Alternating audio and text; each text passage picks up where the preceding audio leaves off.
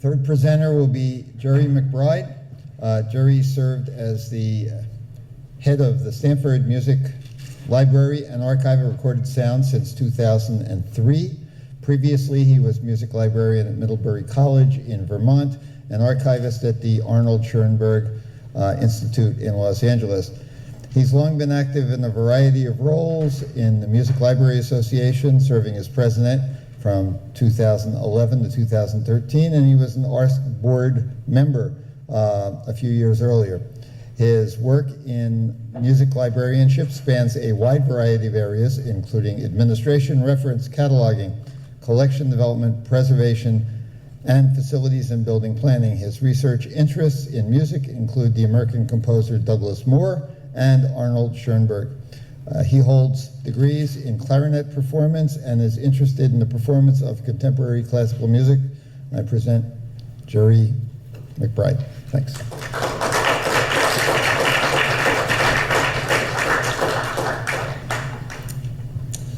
Advanced Recordings is a small, independent label conceived by composer Barney Childs.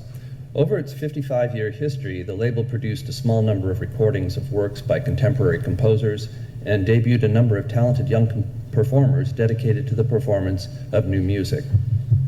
This presentation will cover 5 areas concerning the history of the label. The founder, Barney Childs, was the guiding influence for every aspect of Advanced Recordings. He was born in Spokane in 1926, and you can see his academic training here. Nearly all of his musical studies were informal, and he was largely self-taught as a composer, aside from studies at Tanglewood with Carlos Chavez, Aaron Copland, private studies in New York with Elliott Carter in the mid-1950s. Oops, sorry. He held a number of academic posts during his career. As composer, he received 4 fellowships at the MacDowell Colony. Advanced Recordings was started when Childs was teaching English at the University of Arizona. In the early 1960s, recent avant-garde music was not well represented on records, especially works by American composers. Composers Recordings Incorporated was started in 1954 for much the same purpose. However, CRI tended to record established composers primarily in the US in contrast to Advance. And this purpose here is their basic idea. The most revealing statement about the scope and purpose of Advance was Childs' response to Gene Bruck in 1967. Bruck received a Rockefeller Foundation grant to conduct a survey about the production and distribution of contemporary American music on records. The survey was sent to record companies, publishers, composers, college music departments, libraries, and other interested parties. Bruck was widely active in the music world, holding important positions such as Vice President of the American Music Center, member of the CRI board, and as a radio producer and music critic. Bruck's letter asked Childs these 6 questions about Advance. Childs responded by listing the discs that had been issued to date and those that were planned, giving them all in catalog number order. The catalog numbers all begin with the prefix FGR, which he states stands for, quote, fucking good record, end quote. They pressed 250 copies for each number. The answer to question 3 is one of the most revealing. Quote, the question of why one composer's works are issued instead of another's should have an ornate, scholarly, and musically sound answer. But actually, all I can say is that I choose pieces I like, by composers I like, played by people who play well. I have rejected several offerings on the whim of just this reasoning. But my tastes are, hopefully, Catholic enough that we give a fairly good spectrum of the contemporary scene in our discs. I can't prognose, is there such a verb, our direction. I am in fairly imminent public panic, perpetually that Phil Deering, the other half of Advance, he's an engineering marketing chap, will decide after all that the whole thing is an ornately decorated crock of flocculated frog shit and cut out. But as long as he doesn't, we work superbly together.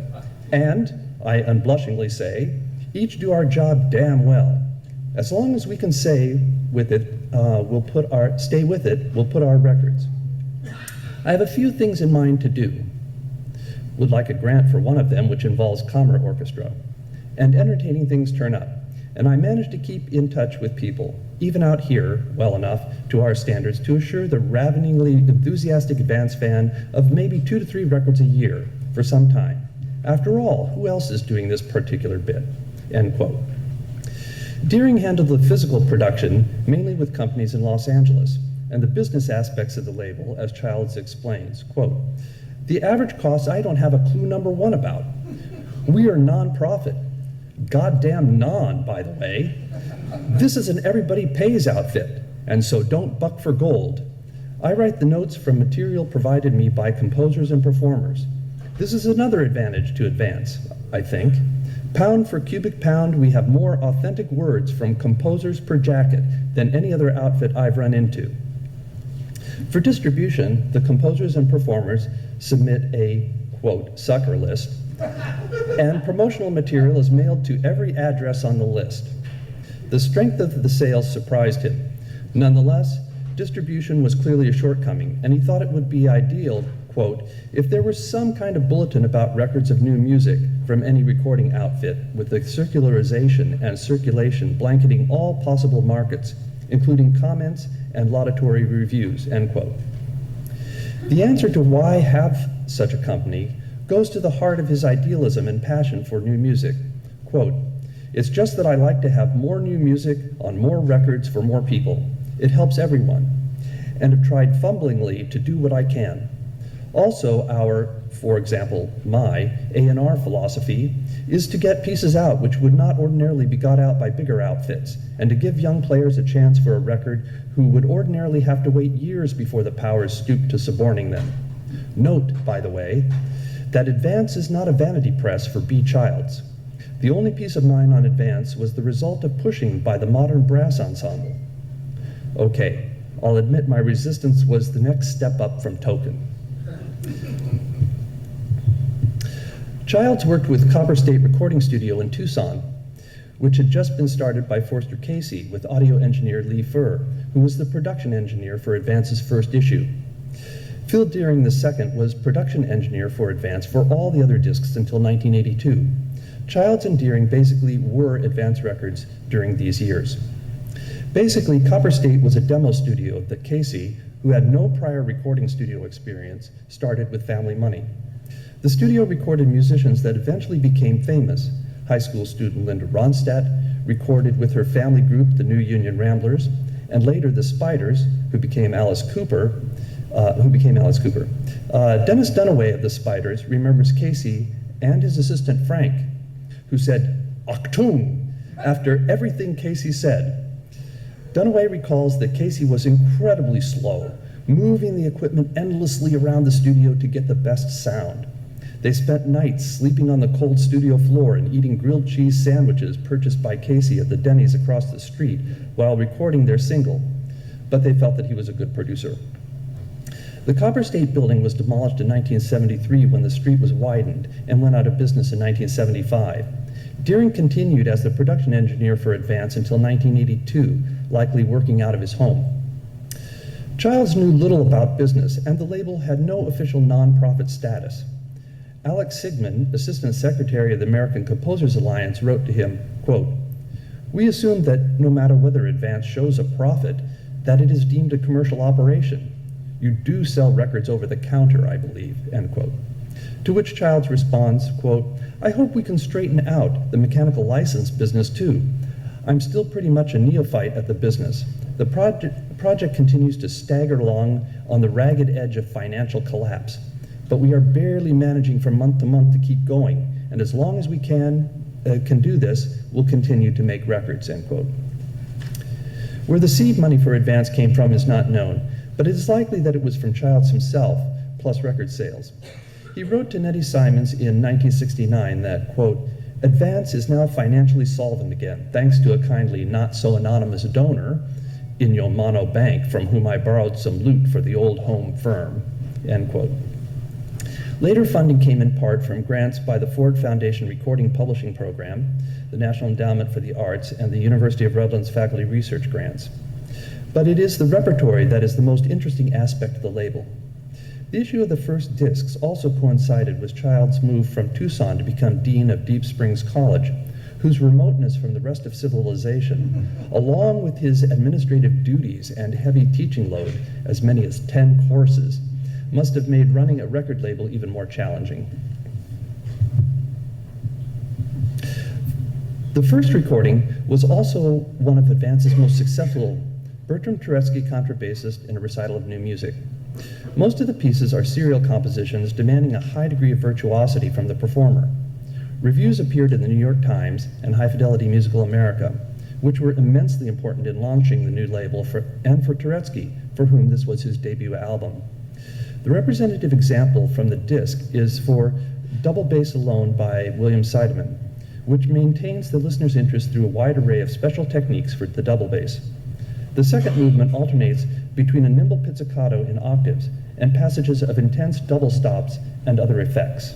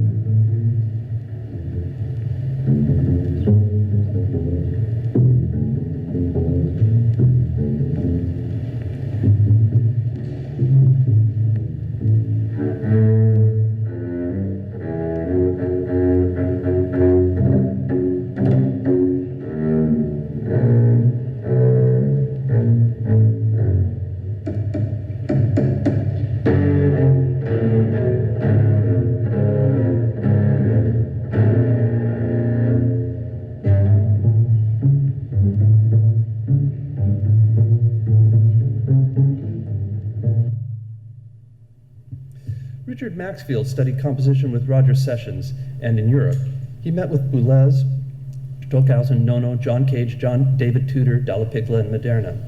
He started the first course in electronic music composition in the United States at the New School for Social Research, and he founded the Electronic Music Studio at San Francisco State College in 1966.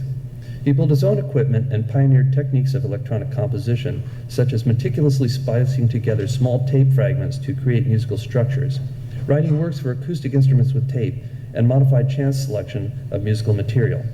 His composition, Amazing Grace of 1960, is an example of using tape loops composed of alternating tape fragments of a revival preacher and a recording of the composer's opera, Stacked Deck, to create varying rhythmic patterns. This is the first and only album of Maxfield's music available to date.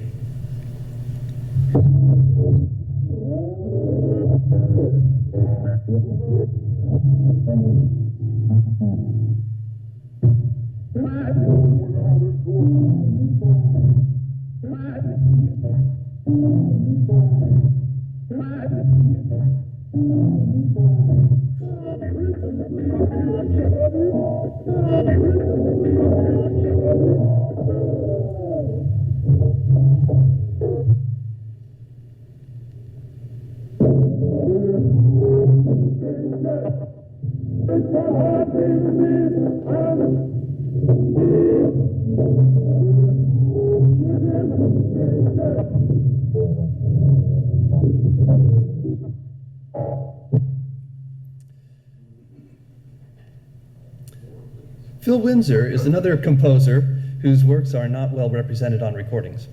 He studied composition at Illinois Wesleyan University and at San Francisco State College, and private instruction with Robert Erickson, Will Ogden, Sal Martirano, Don Martino, and Luigi Nono. Melted Ears for two pianos was composed in 1967 and was his first recording. The piece subjects musical quotations of 19th century piano literature to alteration and manipulation, similar to working with electronic tape music, creating a humorous parody of romantic piano performance. The work is played here by William Albright and Thomas Warburton.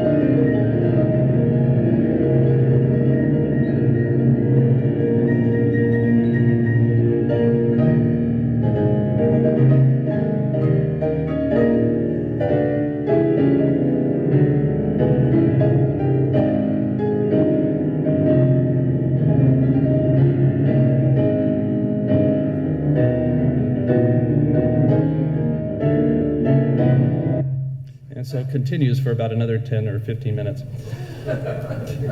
Aside from Barney Childs, his close friend, clarinetist Phillip Rehfeldt, had the most lasting influence on advanced recordings. Childs met Rehfeldt when the latter was studying music at the University of Arizona and engaged him to record a disc of contemporary works for solo clarinet in 1964, when he was only 23. His education and career are summarized here. Rehfeldt was one of the pioneers to explore the entire range of contemporary techniques for clarinet. On Music for Clarinet 1 from 1972, many of the pieces pushed the limits of virtuosity on the instrument, as can be seen on the album jacket, which reproduces a passage from Peter Griffith's Classic for Clarinet. Donald Martino's A Set for Clarinet, a classic of the virtuosic unaccompanied clarinet literature, was written in 1954. The term set in the title refers to a jazz set, and the title of the first movement heard here is 10th Avenue Shuffle. Rehfeldt recorded the set on both Advance FGR 4 and 15.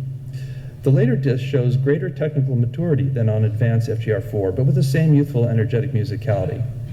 Of course, he was still only in his early 30s at this point.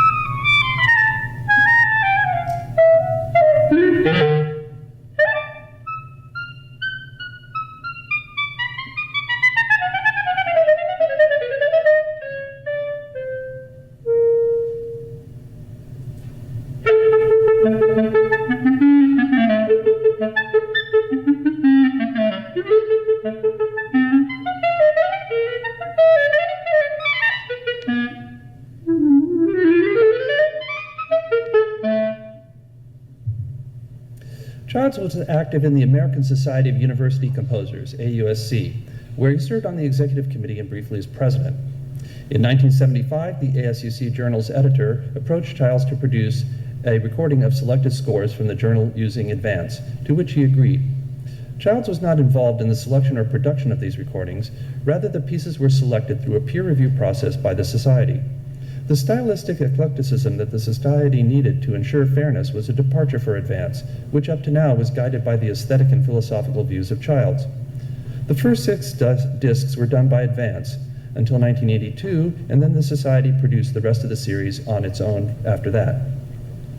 These years mark a decided turning point for Advance. The only recording produced outside the ASUC series during this time was American Music for Wind Quintet on cassette from 1980, played by the University of Redlands Faculty Wind Quintet, led by Rehfeldt. From 1974 to 1988, Rehfeldt and Childs conducted the project Clarinet and Friend, for which they commissioned a series of 32 compositions from American composers. The terms of the commissions were to compose pieces for a virtuoso clarinetist with an accompaniment having modest technical demands, the part for the friend, which was performed by Childs. The accompaniment part could be for piano, percussion, narrator, video, electronic tape, or a combination of these.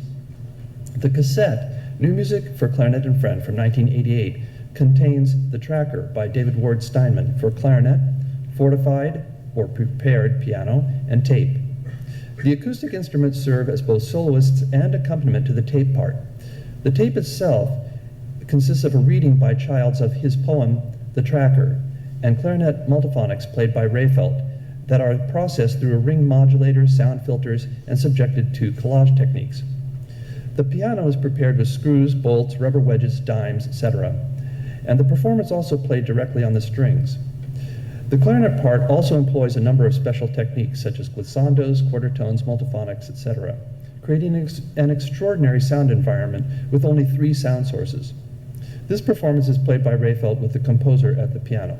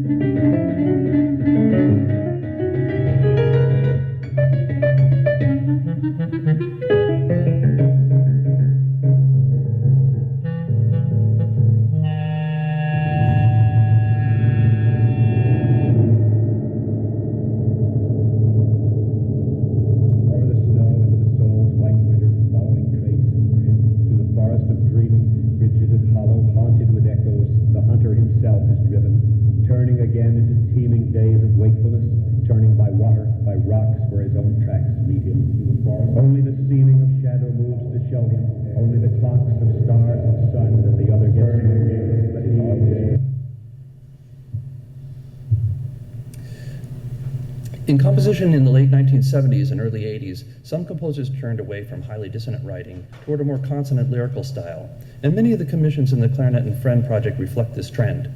William Penn's 9 songs from the Rubaiyat is such an example. The work is for clarinet, narrator, and piano enhanced by echoplex. The clarinet uses standard technique and plays rhapsodic melodies over a piano accompaniment that at times includes plucking the strings, stop strings, and rolling hard rubber balls over the strings to create different timbres. I sometimes think that never blows so red the rose as where some buried Caesar bled, that every hyacinth the garden wears dropped in her lap from some once lovely head.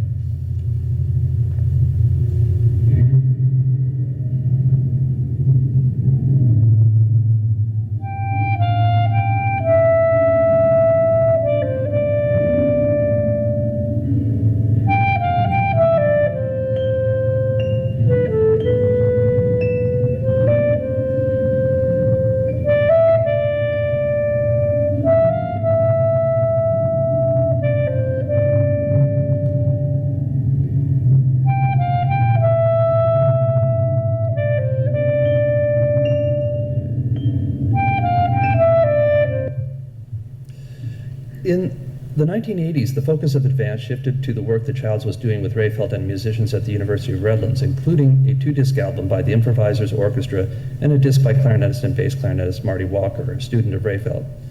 Following the disassociation of ASUC with Advance, Childs handed over the repertory decisions to Rehfeldt, who worked to rejuvenate the label and return it to its original purpose and aesthetic. He explains this in a letter to the New Music Distribution Service in 1984. Advance was dormant for a number of years, primarily because Phil Deering became heavily involved in another business. Now Phil is no longer associated, and we have moved the entire operation to Redlands. We plan to reissue all the old LPs and cassette. However, it may be some time before the entire catalog is available in this format. The tape itself, of course, will be of highest quality. We also will continue to produce new LPs when sufficient funding is available. Only 4 of the old LP recordings were reissued on cassette. 3 more cassettes of new recordings were produced in the 1990s, including Etudes for the 21st Century Clarinetist, a selection of 40 pieces recorded by Rehfeldt from a Festschrift of compositions commissioned for Child's 64th birthday, beginning with an etude by Childs, followed by pieces by James Dashow, Ben Johnston, David Maslanka, William O. Smith, to name a few. The move to cassettes was not the right direction to take at that time, and the reissues did not sell that well, which prompted the switch to compact disc for future recordings in 1991. Eric Mandat recorded the extended clarinet, a disc of solo clarinet music. Mandat is from the next generation of virtuoso clarinetists specializing in new music for the instrument. Even though much of the responsibility for Advance had shifted to Rehfeldt, Childs was still nominally associated with the label. On September 1, 1992, they drew up an informal structural agreement outlining the future operations of Advance, which you see here. All of the recordings after 1992 are by Rehfeldt, plus other musicians, starting with a 4-CD set, the Redlands Codex of 1997, which is a reissue of several Advance recordings. It serves as a summation of his career as an interpreter of new music for clarinet. This was followed by one last CD in 2001, where he recorded more pieces from the Clarinet and Friend commissions. The entire Codex and pieces from the 2001 CD are now available for download only on CD Baby. Gradually, the advanced back catalog is being reissued on other labels like New World Records or as digital downloads. Advanced Recordings was typical of a small independent label devoted to the ideal of promoting contemporary classical music. First, everyone recognizes that such an endeavor will be fortunate if it breaks even financially and will likely require personal subsidies or grants. Secondly, it needs an enterprising individual with a guiding vision and aesthetic, and perhaps some charisma to encourage others to contribute and participate in the effort. Through Child's large network of composer friends and colleagues, he was able to hear and promote new works at a time when distribution of new music was largely an underground activity of composers and performers, exchanging manuscript scores for performance. Advance achieved its goals to give talented young composers and performers of merit and promise the opportunity to have their works and talents heard long before larger record companies would have dared to take a chance on them. Barney Childs was able to recognize important works of music by relatively unknown composers, and through his commitment to new music, Advanced Recordings presented a small but significant body of American music to the world. Thank you for this Evelyn Wood speed reading version.